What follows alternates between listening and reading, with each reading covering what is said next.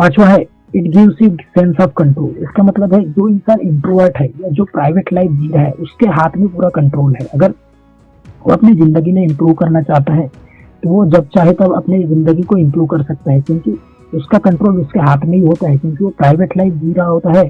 तो जो भी चेंज करना है वो अपने आप में ही चेंज करता है। जो भी मिसअंडरस्टैंडिंग है वो उसके खुद के खिलाफ ही होते हैं। जो भी स्ट्रेस है वो खुद से ही लेता है, या जो भी ओवर थिंकिंग, जितना भी थिंकिंग करना है, जो भी डिस्कशन करना है वो खुद से ही करता है। तो इसके कारण उसका जो कंट्रोल है वो बहुत ज्यादा बढ़ जाता है, क्योंकि वो खुद को तो कंट्रोल कर ही सकता है। वही अगर आप किसी भी एक आइडिया को लेकर के सोशली लोगों से इंटरेक्ट करें और उनसे बात करें तो अब आपको पता चलेगा कि लोगों को कंट्रोल करना या लोगों को किसी बात के लिए कन्विंस करना कितना ज्यादा मुश्किल हो जाता है। इसलिए जब आप प्राइवेट लाइफ जीते हैं तो आपके पास एक कंट्रोल होता है कि आप किस तरीके के थॉट ले सकते हैं, किस तरीके से आप किसी आइडिया को अप्लाई कर सकते हैं, किस तरीके से आप और भी ज्यादा सक्सेसफुल बन सकते हैं।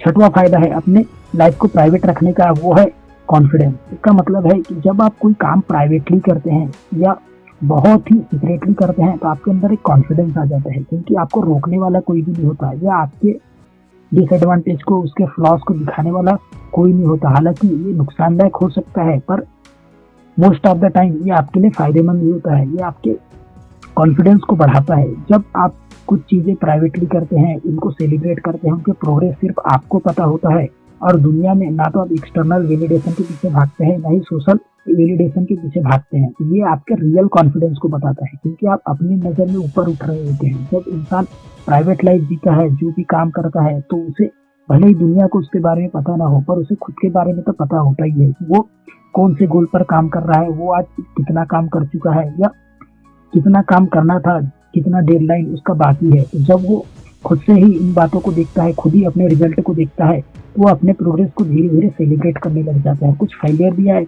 तो भी सिर्फ उसे ही पता रहता है, जिसके कारण उसे बाहर से कोई भी परेशानी नहीं होती है, क्योंकि उसके फेलियर के बारे में किसी और को पता ही नहीं होता है। इसलिए उसका कॉन्फिडेंस हमेशा बढ़ते जाता है, क्योंकि जो सक्सेस पता होता है वो उसे ही पता होता है, फेलियर भी सिर्फ उसे ही पता होता है। यही फायदा होता है लाइफ को प्राइवेट रखने का।